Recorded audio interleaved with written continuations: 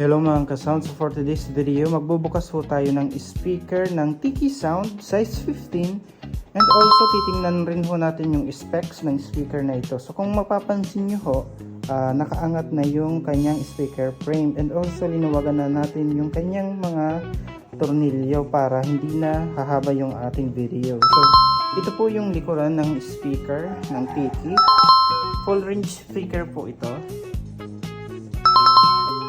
Napakasimple lang at may handle po dyan siya na nakalubog at may kabigatan rin ho ang speaker na ito, nasa almost 35 kilos po ito, and ang kanya pong haba dito, ang kanyang haba ay nasa 27 inches at ang kanyang likod, ang kanyang likuran ay nasa 18 inches.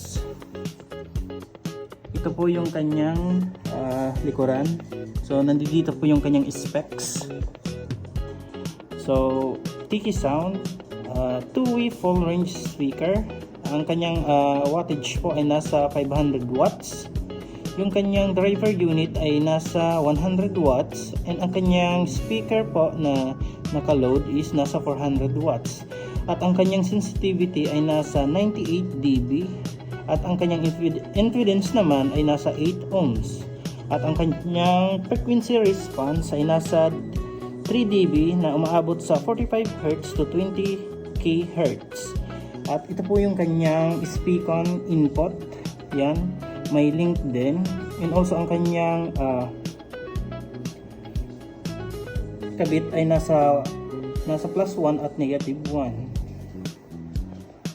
Ito po yung harap ng Tiki. Yan. So meron ho siya dyan na logo. Napakaganda yung kanyang logo. So buksan na po natin yung Tiki para makita na natin kung ano ang nasa loob ng Tiki. Kasi napakaganda talaga ng tunog ng Tiki ito. Pwedeng makipagsabayan sa mga branded na speaker based sa aking experience. Yun lamang po. Sige, buksan na natin, wag na natin patagalin.